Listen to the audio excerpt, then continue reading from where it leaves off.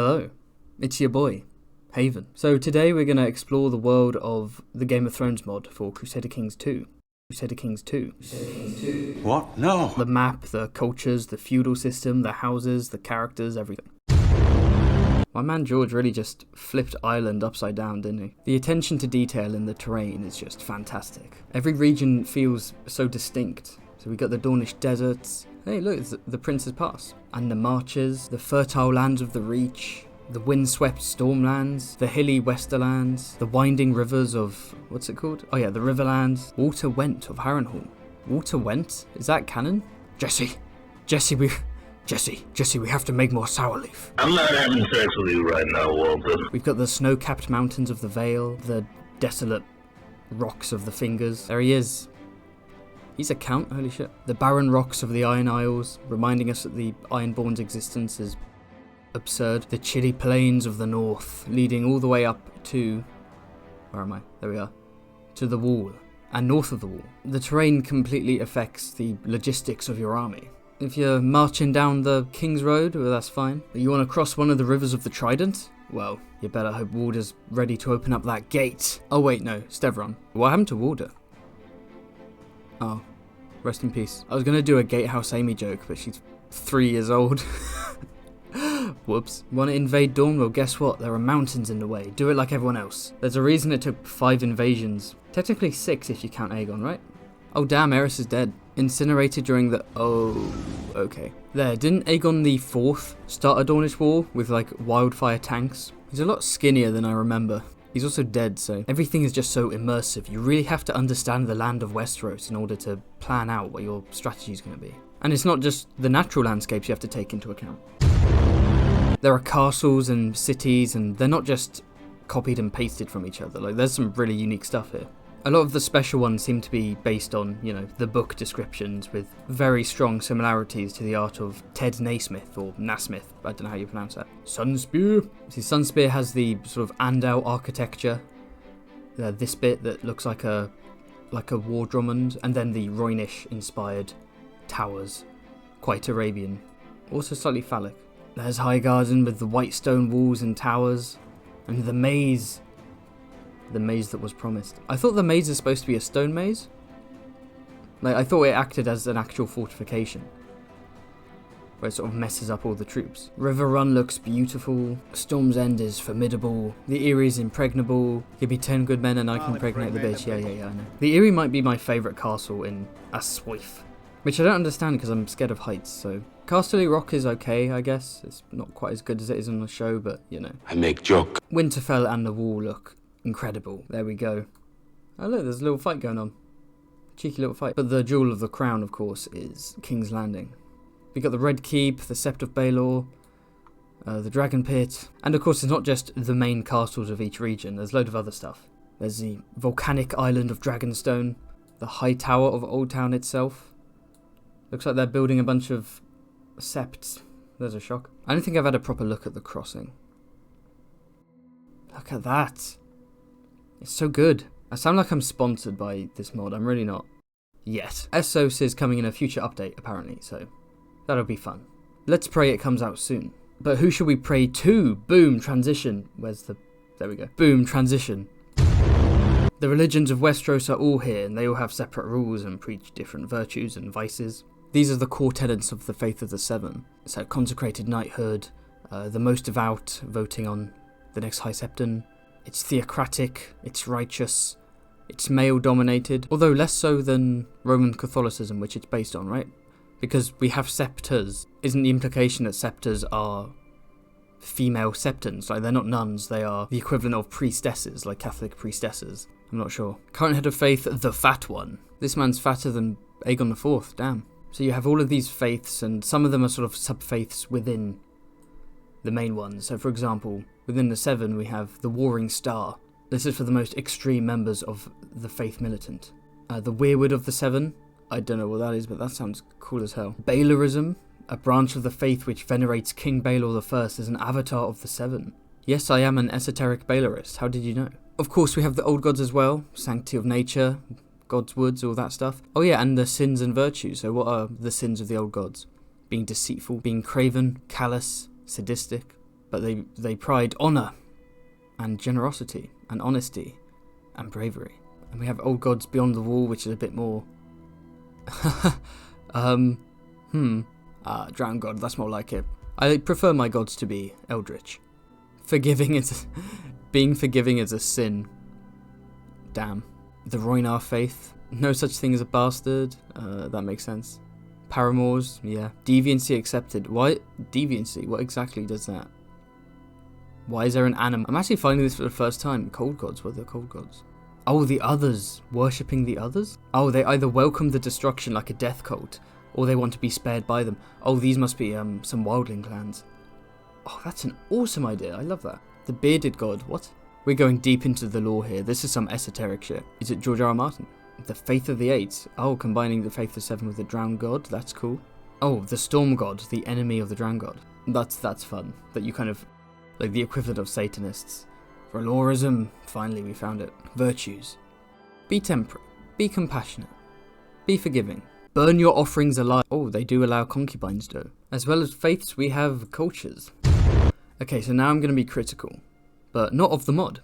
Of the books. I always found it weird that Westeros is supposed to be the size of, South America. And it basically has, at most, 5 cultures, right? Dornish, Southron, Ironborn, Northern, Wildling, and they're not all particularly distinct. So I was pleasantly surprised when I first opened up the culture map and saw how diverse they made it. It's not just for show, there's genuine detail in each of these. So for example, let's look at the Salt Dornish, the Dornishmen who live by the coast over here. We get to see the traditions of each culture. Some of them appear to be sort of existing traditions that I assume are in the vanilla game, but they also add some mod-specific ones, like the Blood of Nymeria. And they have the head of each culture, which I assume is the most important person within that culture, or the highest ranking person within the feudal system.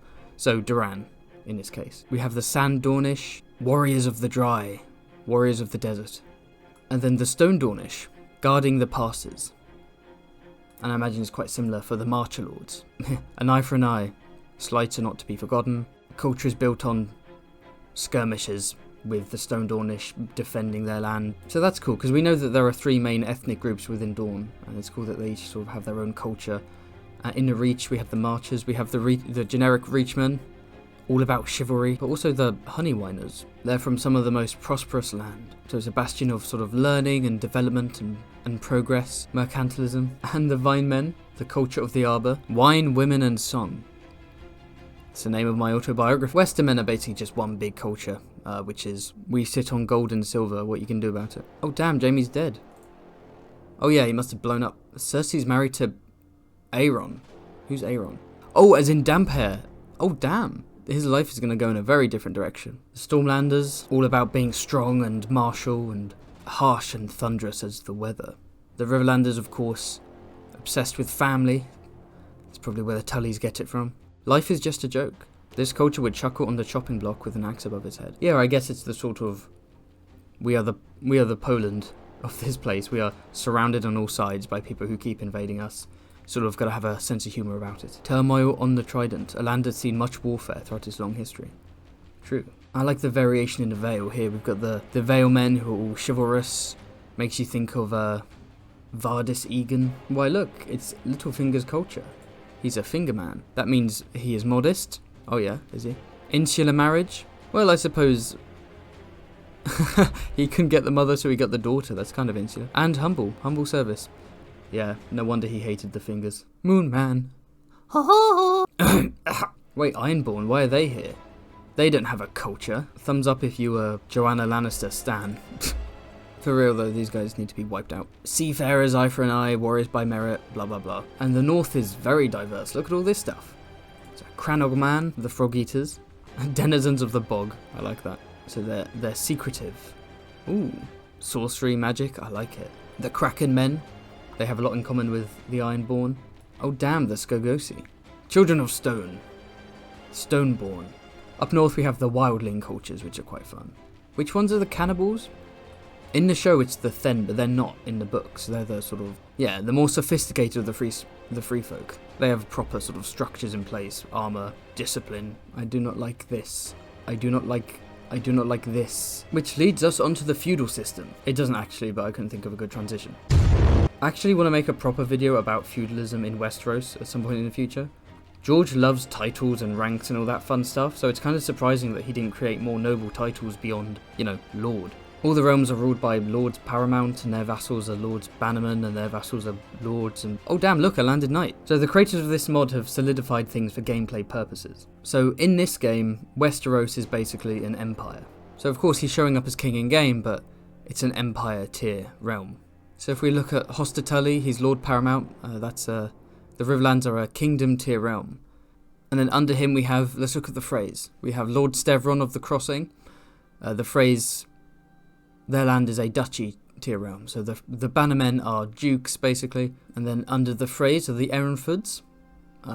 Walder Frey in the books is currently married to an Ehrenford, I believe. That's a county tier realm, so they are counts. And there's the land.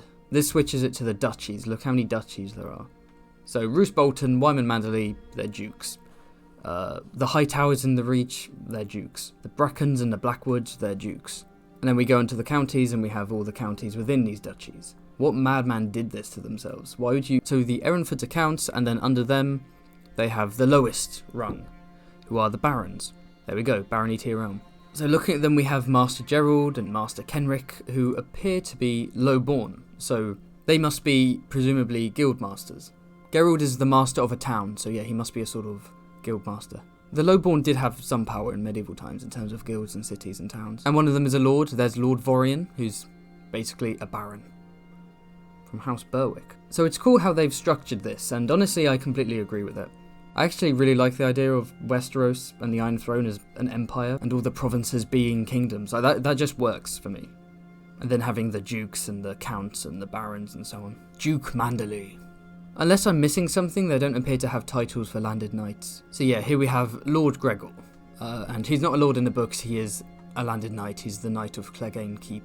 So yeah, this system is good. It does lead to some weirdness. So the fact that Gregor Clegane is basically a count is kind of weird. Oh, look at the burnt fate. That's... oh my god. And like the Osgreys and the Webbers being counties feels kind of weird. So in the Sworn Sword novella with Duncan Egg, it does feel like two sort of petty baronies skirmishing with each other. So them being at county tier does feel kind of odd. It's the same with Littlefinger being a count as well. Like, doesn't he just rule a little tower on some rocks with like a little village nearby or something? So, like, I always imagine him being like at the bottom of the rung, like a baron. So yeah, there's a little bit of weirdness, but overall I think they've done a great job with the feudal system. If George had thought about this more, we could have had Emperor Bobby B. Oh my god. Oh, damn, what did happen to Bobby B? Executed by Viserys. Oof. Nasty. I guess you wouldn't really have a king in the north moment though, would you? Yes, it's the only king I mean to bend my knee to. The king in he's already a king, but now he's in he's an emperor. The emperor in the north. The emperor in the north. Yeah, it doesn't really work, does it? So for me, exploring the houses is by far the most fun part. So the creators of this mod have had to pull inspiration from all over the place to come up with houses and dynasties and families and so on, because there's not enough in the canon of the books. Let's have a look. So like houses mentioned casually once in the main series are here, like House Bigglestone. Oh damn, Lord Meribald the Impaler. The Impaler of Bigglestone. The Webbers, as I've mentioned, from Duncan Egg. The Foresters from the Game of Thrones Telltale game. I know the Foresters exist within the canon, but correct me if I'm wrong, I think it's only the game that calls their castle Ironrath. I haven't played it yet, so I don't know if these characters are based on characters from the Telltale game, but they've taken some inspiration there, at least with the name of their castle. Holy shit, they've even got House Wibberley from the show. You know that scene where Sam Tarly's giving Jon Snow a bunch of letters from northern houses, and one of them is House Wibberley? And Jon's like, I haven't even heard of half of these. Because it's sort of a silly show joke. They've even got that. Look, House Wibberley. Let me just double check that. Yeah, House Wibberley is an homage to the screenwriters Cormac and Marianne Wibberley. Okay. And same with House Mason, named after, I can't remember his first name, something Mason.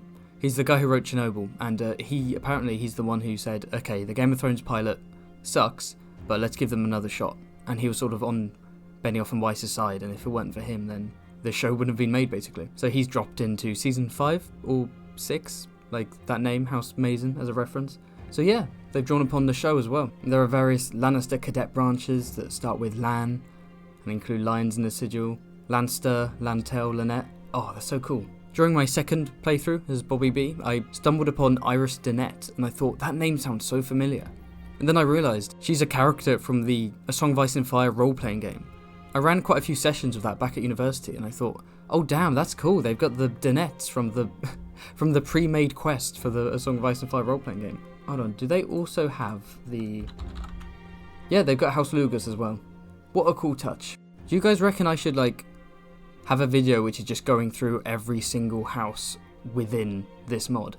Like, all of the sigils, all the house words, all the houses, what they're inspired by, whether they're from the books or the show or games or made up, or whether they're Easter eggs or cameos or whatever.